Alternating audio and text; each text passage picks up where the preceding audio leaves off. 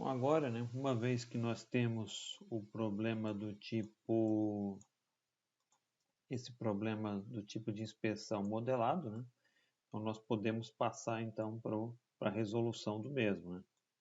Então primeiro eu vou mostrar para vocês como é que fica esse problema no Excel, né. Então, nós já tínhamos visto que as minhas variáveis de decisão são as quantidades de horas de cada um dos tipos de máquina, né? A máquina do tipo 1, 2 e 3, né? Então, eu tenho aqui a quantidade de horas que eu vou utilizar da máquina do tipo 1, do tipo 2 e do tipo 3. Então, essas são as minhas variáveis de decisão.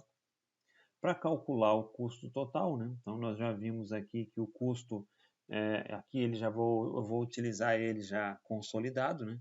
As 2 horas, as 2 unidades monetárias devido ao custo de operação, mais uma unidade monetária devido aos erros, né? Então, 3,25 para a máquina 2 e 1,50 para a máquina 3, que não tem defeitos, né? Então, tudo que ela produz são peças boas, né? Então, eu vou já colocar os valores consolidados, né? Então, eu não preciso separar eles. E com isso, então, eu posso calcular o meu custo total, que é multiplicar a quantidade de horas pelo custo por hora, né? Então, a gente já viu utilizar o somar produto, né? Então, eu vou utilizar as quantidades de horas, vou multiplicar pelo custo por hora. Então, isso vai me dar o custo, né? Todo o resto, então, vai ser restrição. Então, eu tenho a primeira restrição, que são a quantidade que eu tenho de peças. Quantas peças existem ao final do dia, né? Eu sei que a máquina do tipo 1 ela consegue processar 20 por hora, a máquina do tipo 2 15 por hora e a máquina do tipo 3 10 por hora, né? Então, se eu multiplicar a taxa de produção por hora pela quantidade de horas, eu vou ter a quantidade de horas a quantidade de peças que eu tenho, né? Então, é o nosso somar produto, né? Então, as quantidades de horas eu vou aplicar o F4 aqui, porque depois eu quero arrastar embaixo, eu não quero ficar repetindo várias vezes a mesma coisa, pela taxa de peças por hora, né? Então, isso vai me fornecer quantas peças eu tenho, né? E aqui no nosso caso, né, eu tenho exatamente 20 peças, 3.500 peças. Ó, vamos ver se funciona. Se eu operar 10 horas da máquina do tipo 1, 10 horas, 20 peças por hora vai me fornecer 200 peças, né? Então está funcionando, né? A taxa de defeitos, né? Então eu sei que a máquina do tipo 1 me gera um defeito por hora, a máquina do tipo 2 um defeito e meio e a máquina do tipo 3 ela não gera nenhum defeito, né? Então eu vou só arrastar, né? Porque eu já fiz eu deixei a função pronta para poder arrastar. E eu sei então que a quantidade de defeitos tem que ser menor ou igual a 14, que são os 4% da quantidade dos 3.500, né? Vamos ver se está certo. 0,04, que é o 4% de 3.500. Então seriam 140, né? Não 14. Então, tinha um errinho aqui no percentual aqui, né? E eu tenho a quantidade de horas do tipo 1, somente do tipo 1, eu sei que elas não podem passar de 64, né?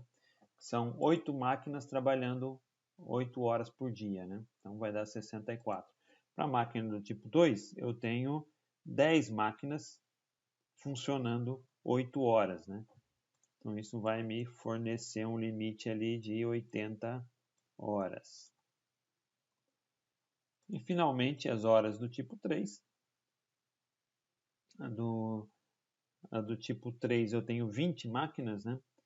E trabalhando 8 horas por dia, que vai me dar 160. Então, isso seria o meu modelo, né? Então, só detalhe aqui, né? Que aqui está 14, né? E aqui é 140, que são os 4% de 3.500. E agora só falta, então, o solver para a gente ver o resultado final, né? Se existe uma resposta possível, né? Então, o custo total, tomar cuidado que ele vai ser minimizado.